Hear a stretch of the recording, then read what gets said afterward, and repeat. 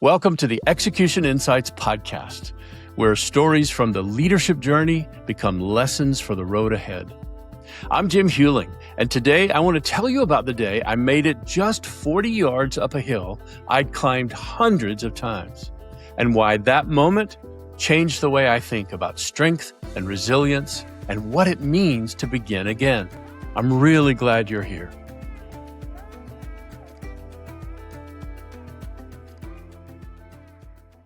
"40 yards. That's how far I made it. After 7 weeks of pneumonia, I finally felt strong enough to try something really simple. Just walk up the hill that begins at my driveway and winds upward for nearly a mile. Now, I've walked that hill hundreds of times, but on that morning, I made it about 40 yards. That's right, 40 yards. And my heart was pounding. My legs felt weak. And for the first time in my life, I saw a version of myself I'd really never met before. You see, I had assumed that once I was well, I'd just pick right up where I left off. But I was really wrong. And just for context, I've never really considered myself an athlete. I mean, there were always people who were stronger and faster and more gifted than I was. But for most of my adult life, being strong had become one of the ways, I guess you could say, I understood myself. I spent 12 years in CrossFit, and I survived 4 Murph workouts, and even at one point in my life achieved a 400-pound deadlift. And while I was proud of all those things, I think something else was kind of happening that I really didn't understand at the time. Strength wasn't just something I valued, it was becoming evidence. Evidence that I could endure, that I could push through, that whatever life put in front of me, somehow I could find a way. And I want to say that mindset served me incredibly well for an entire season of my life. I'd really spent a lifetime accumulating evidence that I was strong. And now, 40 yards up that hill, none of that evidence seemed to matter because I couldn't go any farther. And what I remember most about that morning wasn't really the physical exhaustion. It was the confusion. Because somewhere underneath all of it was a question, I guess I just wasn't prepared for. The question was, if I'm not the person who can always keep going, then who am I now? Now, maybe you've had a moment like this, I don't know, but it probably wasn't on a hill. Maybe it was an illness, or it was a job change, or it was a relationship that ended, or some other unexpected event in your family. Maybe you reached for something sometime, something you'd always been able to count on in yourself, and you discovered, like I did, that at least for that moment, it just wasn't there. Now, my experience has been that sooner or later, life has a way of doing just that for all of us. No matter how carefully we prepare, we don't really get to choose the size of the next challenge. And standing there that morning, right on that hill, I was beginning to understand something I couldn't possibly have understood the day before. Now, maybe I spent too much of my life trying to become strong in the hope that maybe nothing could actually knock me down. Because eventually, something always will. And in fact, that's not even the real question. The real question is not being knocked down.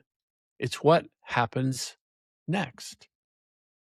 Because that morning, I stood there far longer than I should have, just looking up that hill and trying to understand, really whether I was disappointed or I was deciding. Now, today, I think I already knew the answer. I mean, for sure, something in my life had been lost, and I was grieving it. But the question wasn't really whether I could recover what I'd lost. I knew I could do that. The question was harder. I wasn't asking whether I could do it. I was asking myself, is it worth beginning again? And I want to say really honestly that the question surprised me. Because for most of my life, probably like a lot of you, if something mattered to me, I just found a way. I had to work harder or stay with it or figure it out. But standing there that morning, I was tired. I was disappointed. And I was beginning to realize that getting back to where I had been was going to require a lot more than I'd imagined. So I just stood there for an extra moment. And then, a little bit to my own surprise, I started walking. Not very far, just farther. And eventually, I made it to the top. Now, right here, I wish I could tell you that there was some great surge of confidence in that moment, that it was a rocky moment on the top of the steps. I didn't get to the top and throw my arms in the air and think, I'm back. Because the truth was, I wasn't back. I wasn't even close to being back. I was just a guy who had made it a little farther than he thought he could on an unexpected day. But something about that moment mattered. I could feel it. And so the next day, I went back to the same hill. And then I went back again and again. And some days I felt pretty good, and some days I didn't. There were days when I went farther than I had before, but there were also days when the same distance felt twice as hard. But I kept coming back. And somewhere in that process, I began to understand something about strength that I don't think I had ever really understood, at least in this way, before. You see, we put a lot of emphasis on being strong. I certainly did. And we want to be strong enough to handle whatever comes our way, to take the pressure, to carry the responsibility, to withstand whatever life throws at us. And I still, to this day, think that's a really noble idea.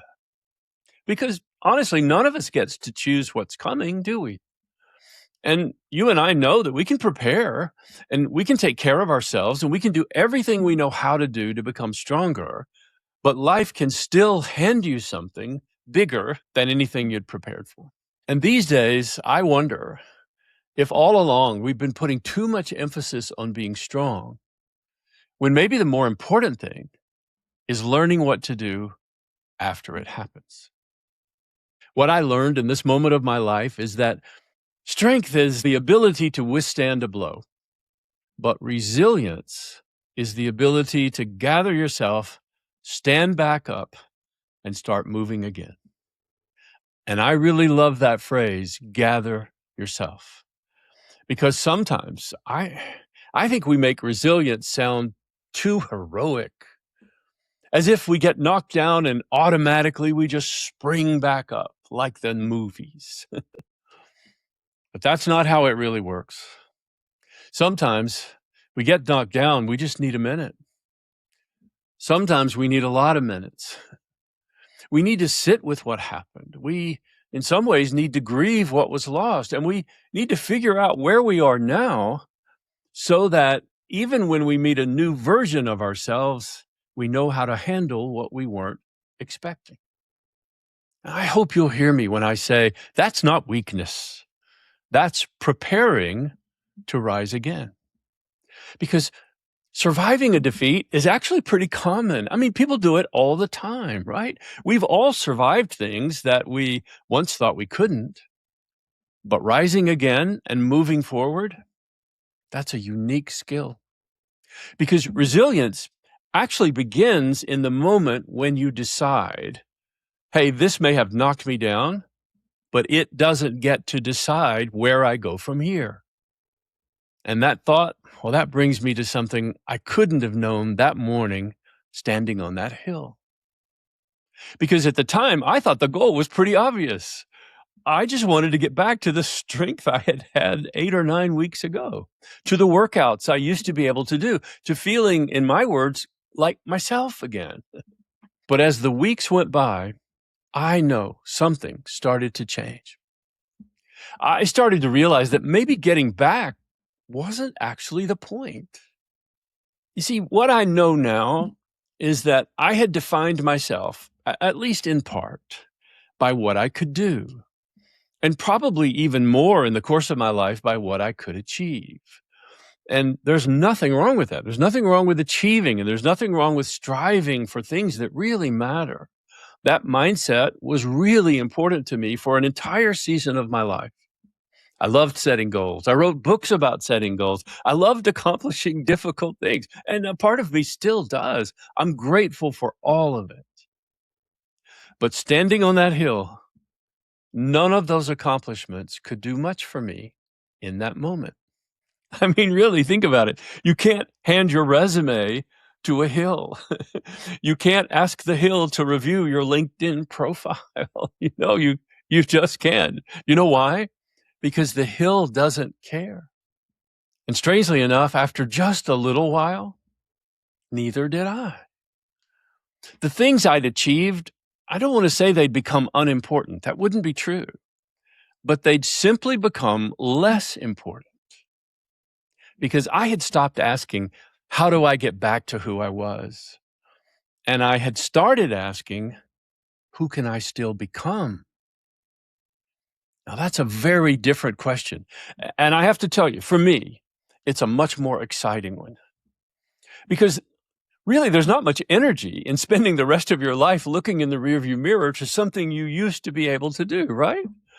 You can appreciate where you've been for sure. You can be grateful for it. You can honor that memory, and hopefully you can learn from it, of course. But what you can't do is live there. Because here's what I discovered. I don't want to spend whatever time I have left trying to recreate an earlier version of myself. I'm grateful for the version of me that got me here. Yeah, of course. But I am way more interested in the person I haven't met yet. The person I could still become one day. Just the other day, I heard Matthew McConaughey, the famous actor, tell a story about being asked, who's your hero? And I know, and you may have heard this story, that his answer surprised a lot of people because he said in a very public forum, my hero is me 10 years from now. And I remember thinking, oh, I get that. Because he wasn't trying to become somebody else. He wasn't chasing someone else's life or someone else's definition of success. He was chasing a version of himself that was still out in front of him. And I want to tell you, I just love that. Because there's something about having a vision of who you could still become that pulls you forward. Not back to who you were, forward to who you haven't yet become. And I want you to know that I see versions of this all the time in my coaching work. Now, I work with extraordinarily capable people who've accomplished a lot. But no matter what, something always happens. They don't get the role they thought was theirs, or their business starts to struggle, or sometimes they make a mistake that they can't undo. A career that had always seemed to be moving upward suddenly doesn't. And sometimes the first conclusion is, well, maybe I'm not who I thought I was. And that's where I love the job of coaching. Because in that moment, I tell them about this hill. I tell them about how sometimes becoming requires us to let go of some of the evidence we've been carrying around about who we were. And there's a period in between those two identities when you're no longer quite sure who you were and you don't yet really know who you're becoming. And if you're in that space, that's an uncomfortable place. But because I've been through it, I also know that it can be a sacred place because it's filled with possibility and with hope. Now, that morning, I certainly didn't know what was ahead of me, and I couldn't have predicted all of this, but slowly, and I guess you'd say quietly, the uncertainty that had frightened me started to feel different. It began to feel like possibility. And maybe that's one of the greatest gifts of beginning again. You don't have to know exactly where you're going to end up there. You just need enough determination and you need enough faith to take the next step.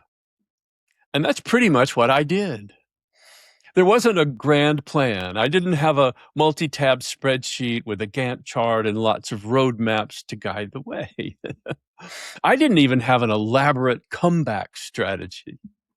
I mean, honestly, I just walked every day. And if you've ever tried to come back from something, you know how frustrating it can be. I mean, we all want progress to go in a straight line, don't we? I sure do. We want every day to be a little better than yesterday, for sure. But the problem is, it doesn't always work that way. I mean, even in my case, I'd have a really good day and I would think, okay, here we go. I'm finally coming back. And then the very next day would be awful, right? Hard, gruesome. And at first, that inconsistency bothered me because, well, I was still measuring progress the old way. You know, how far did I go today? How fast did I go? How strong? What milestone did I reach? Am I all the way back yet? All those kinds of questions. But along the way, I want you to know I stopped doing that. I stopped measuring my progress by how far I'd gone. And I started measuring my progress by how faithfully I came back the next day. Now, that shift in measurement, that changed everything about my life. Because showing up was something I could absolutely control. And I think that's one of the things we misunderstand about resilience. When you're actually living it, well, honestly, it doesn't feel very impressive, right? Look at me. I was just getting out of bed and going up the hill, right? So most of the time it feels pretty ordinary. Maybe for you, it's making a phone call that you've been holding off on, or it's having a conversation that you're truly avoiding. Maybe it's going back to work or asking someone for help.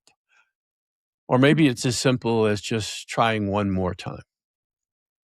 Now, in my case, it was putting on my shoes, walking back up a hill. And you know, there's nothing particularly heroic about that, right? But I'm not sure resilience is supposed to be heroic. You see, today, I think resilience is supposed to be faithful. And slowly, maybe even imperceptibly, everything in my world began to change. Yes, the hill got easier. Yes, I started going farther. Yes. Eventually, I started running again. And these days, in fact, this very day, headed up that same hill, and now I'm either running up it or I'm walking wearing a very heavy weighted vest. But you know what? Some mornings I still make it easily to the top, and other mornings it's a grind. But what I know for sure is that I've stopped thinking about the hill. Now I notice something else. Today I showed up. Today I did what I could. Today I gave it all the energy and effort I had within me. And strangely enough, you know what? That's enough. And maybe that's a good place for me to leave this message with you.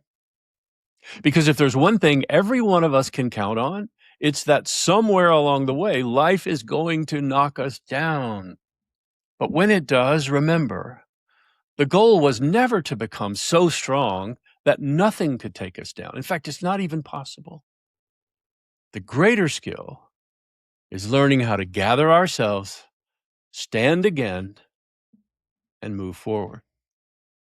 So if you're standing at your own 40 yards right now, I mean, if something has changed or something's been lost or the person you've always counted on doesn't feel quite as familiar as they once did, I won't tell you that it doesn't matter, because it does matter. And I won't tell you that getting back up will be easy. It's usually not. But when that quiet question finally comes, the same question that came to me standing on that hill, is it worth beginning again? I hope you'll remember this. You don't have to know where the next step will lead, and you don't have to get back to who you used to be. Because you know what? There's someone else waiting for you. Like Matthew McConaughey said, there's someone you haven't met yet, and it's you, the you you're going to become. So for today, All I really want you to know is when you come to that moment and you answer that question, it's worth it. Thanks for spending this time with me. I hope something from today's message stays with you, and even more, helps you lead and live with greater insight, with greater passion. If you'd like to continue this conversation, well, I'd love to have you join me for the Execution Insights newsletter. You'll find a link to the newsletter in the description below, as well as information if you want to book a coaching session with me. Until then, thanks again for being here. And remember, lead with vision.